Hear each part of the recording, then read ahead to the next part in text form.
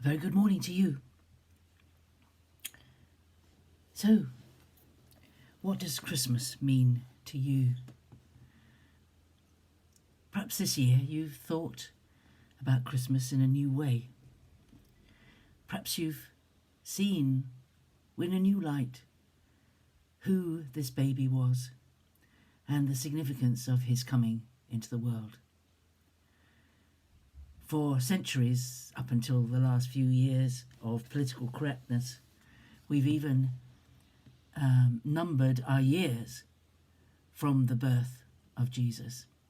Okay, we know now that the people who worked this all out got the year wrong, and that Jesus was actually probably born in around the year 4 BC, before Christ, because they got the calendar wrong.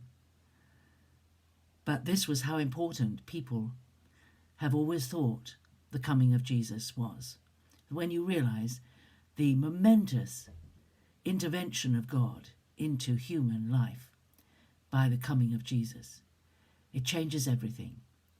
And I think it's no mistake that the celebration of Christmas is just before the end of the year and the start of a new year, because in our minds, a new year gives us an opportunity to reevaluate our lives and to make all those New Year's resolutions and to live differently if we can, to try and do things better, try to improve the way we live our lives and stop having bad habits and all those sort of things.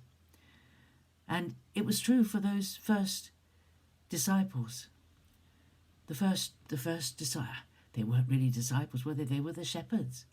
But when they had seen the baby, they went all round Bethlehem telling everybody what had happened, telling everybody that the angels had came and that they'd realised that when they saw the baby, as the angels had foretold, lying in the manger, they knew this was a huge, significant moment in their lives, not just in the life of the world, but in their lives. And they went around telling everybody.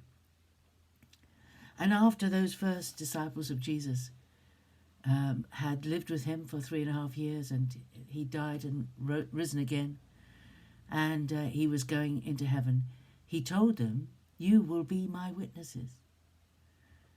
And what was that? Wasn't that not exactly what the shepherds were? They were witnesses. They had something to tell. They had an account to tell of something that actually happened to them. There was an angel appeared in the sky, lit up the whole night sky. We'd never seen an angel before. There's an angel. And then when he told us his message, there were loads of them. They were telling everyone the excitement they had. And the disciples, when Jesus had risen from the dead for 40 days, they weren't to tell anybody. They didn't tell anybody. It's always been an amazement to me how someone you know and love, you know he's died a most horrible death, and then suddenly you're seeing him alive, and you don't tell anybody. How strange, But once he gave them permission, he said, "You will be my witnesses. You'll just go, and wherever you go, you tell people. This is what happened. We saw it. This is what happened." And for us, when we realize the immensity of what Jesus did, the enormity of the meaning of Christmas, whenever we get opportunity, we should tell people.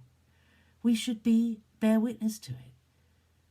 How does your view of Christmas change the way you live your life? Does it change the way you live your life? How does it change the way you live your life? The coming of Jesus as a baby was the biggest miracle.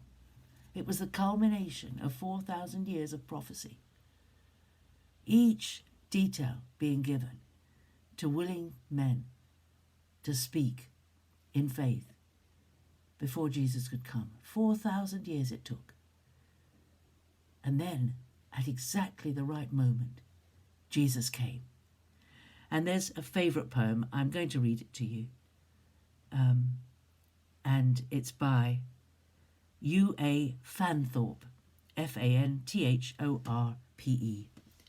U.A. Fanthorpe. It is a beautiful poem, I'll try and read it without getting emotional, but I find it really moves me. But let me read you this. It's not often that I focus on something other than scripture. But this is one lady's attempt to describe the wonder of Christmas. This is my thought for the day. It's called BC AD. BC AD, the moment time changed.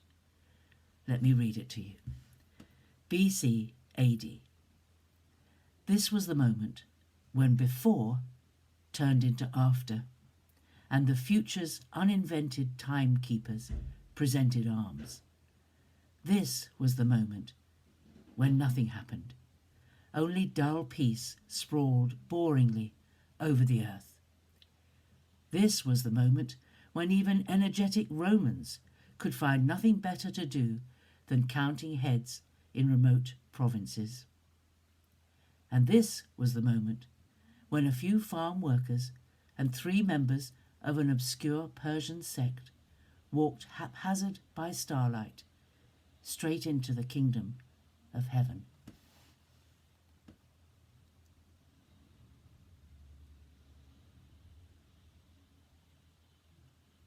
It changed everything. The coming of Jesus changed even time.